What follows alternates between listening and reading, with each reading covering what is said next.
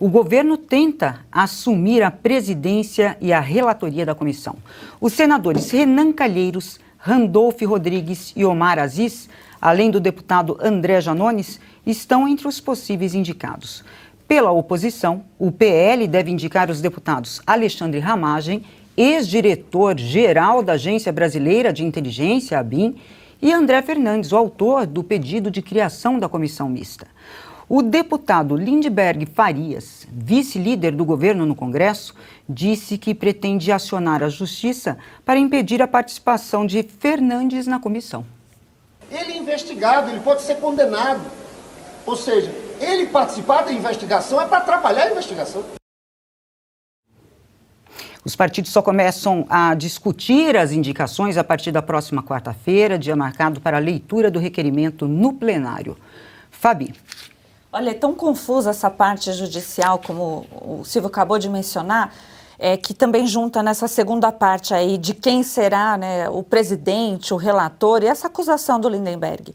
É difícil para nós comentarmos em cima do direito, porque não existe mais direito. Está bem claro. Primeiro, essa questão, no primeiro momento, o Silvio falou, né, no primeiro momento não houve individualização de conduta. Silvio, não houve no segundo momento, nem no terceiro momento. Está sendo recebida a denúncia em lotes e isso vai para frente, provavelmente serão condenados sem individualização. E os crimes, tem uns que os julgamentos são inéditos, então vai abrir precedentes, como, por exemplo, o golpe de Estado, né, que foi colocado ali quando tiraram a Lei de Segurança Nacional e foi assinado até pelo governo Bolsonaro. Então, isso, a gente não tem precedente jurídico para saber como iriam ser julgados. Então, é um grande problema, porque vai abrir as portas, não para o bem, as portas verdadeiramente aí do inferno, quando você tem algo sendo jogado em massa só para um lado. E aí o medo, né, o receio de ser o André Fernandes, e ele está numa investigação. Como que ele está investigado?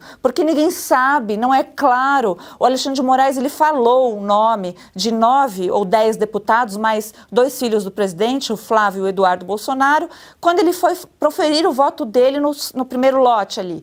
Mas ninguém sabe direito, porque se perguntar para esses deputados, eles não têm objeto. E como a gente viu ontem, o Alexandre de Moraes, ele muda o objeto do processo conforme ele quer, né? Ele fez isso no caso do Anderson Torres, ficou muito claro, né? Está sendo investigado pelos atos aí do 8 de janeiro, e aí para manutenção da prisão falou, não, pera um pouquinho, tem indícios, tem provas, tem gente falando, testemunhas dizendo que ele teria feito algo para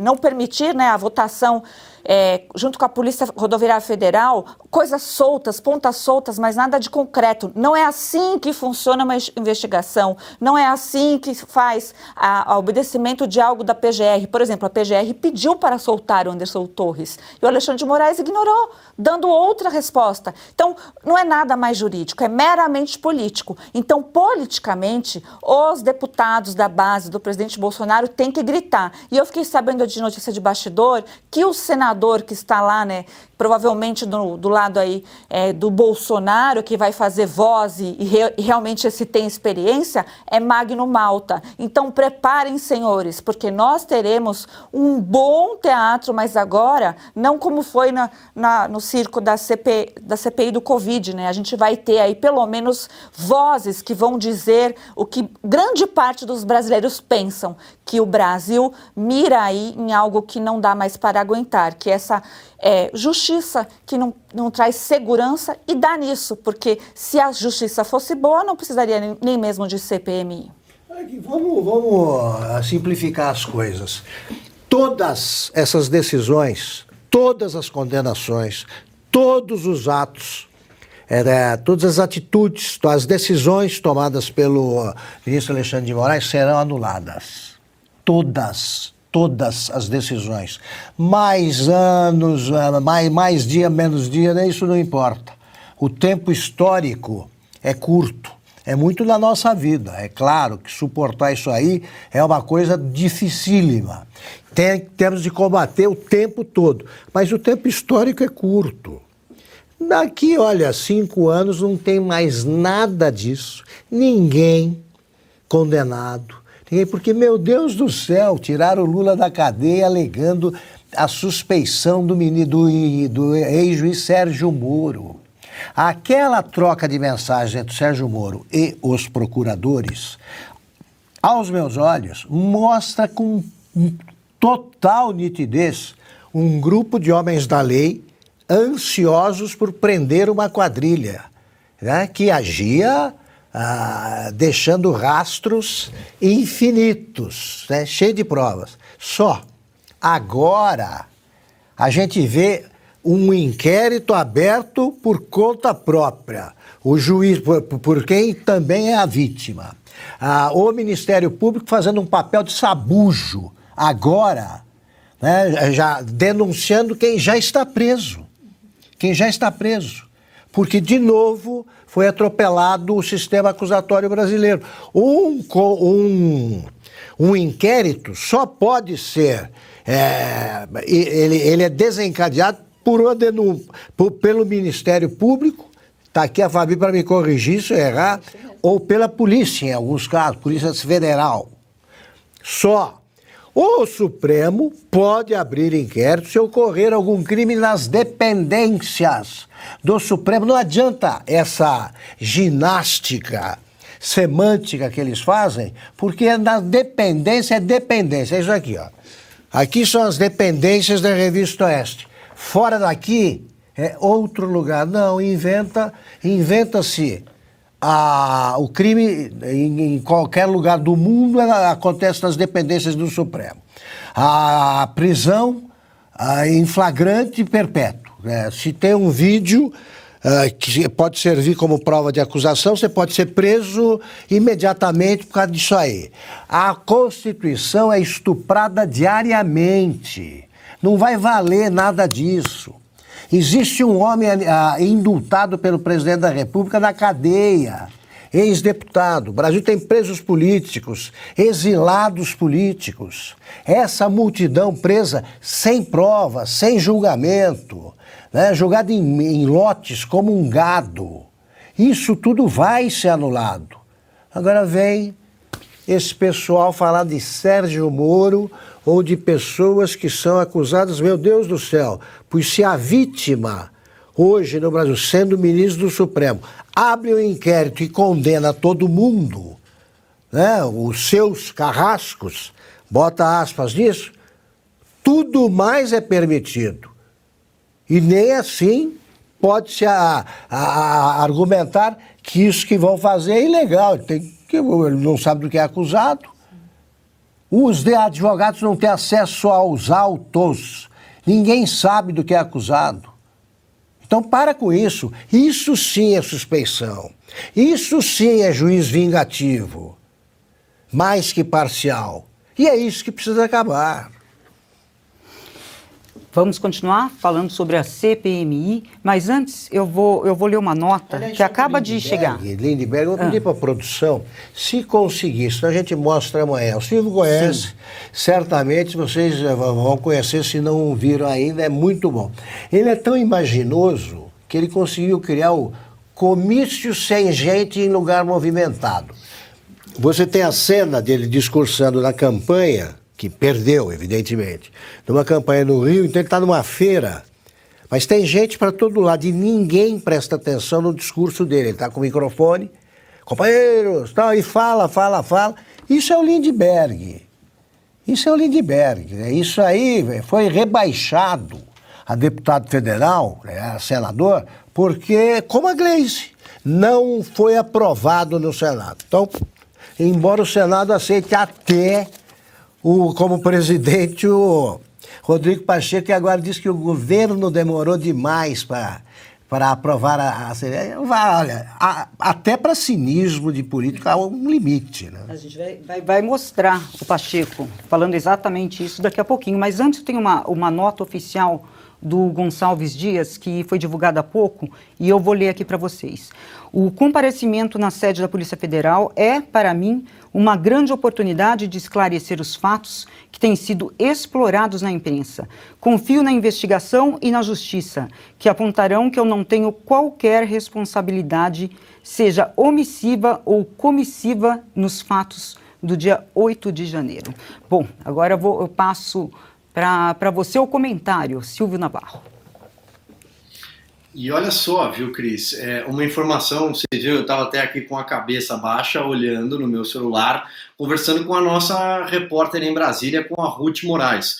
Ela que passou essa informação para a nossa equipe, e isso de fato foi uma declaração oficial, mas a Ruth conversou com o ministro, agora ex-ministro Gonçalves Dias, muito rapidamente pelo telefone, e ele respondeu a ela, nós estamos publicando agora no nosso site, revistaoeste.com, que ficou surpreso com a informação de que o Lula teria dito que não sabia, que o governo não sabia da existência dessas imagens. Ele falou, fiquei surpreso, são imagens da central de monitoramento do governo, tá? Então, daqui a pouco essa reportagem estará lá no nosso site, ela se antecipou para mandar aqui para entrar a tempo no programa.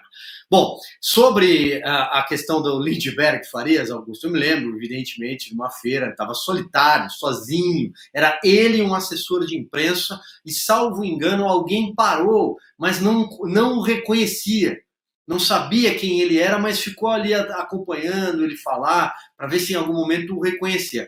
O Lindbergh falar sobre o André Fernandes ou qualquer outro político, que como pode um político investigado fazer parte de uma CPI, o Lindbergh era o lindinho ou feio na lista de propinas da Odebrecht. Quem falou isso não é o Silvio que está falando. Quem falou isso foram os delatores da Odebrecht.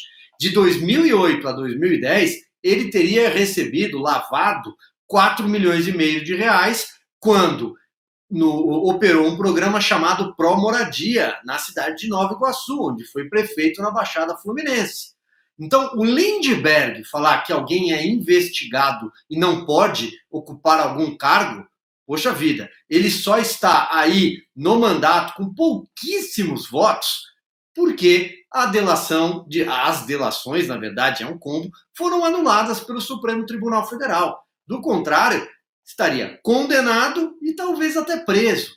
Bom, dito isso, ele também, nessa mesma entrevista, faz circular a informação de que o governo terá maioria na composição da CPI, da CPMI, que é mista, portanto tem 15 deputados e 15 senadores, além de suplentes.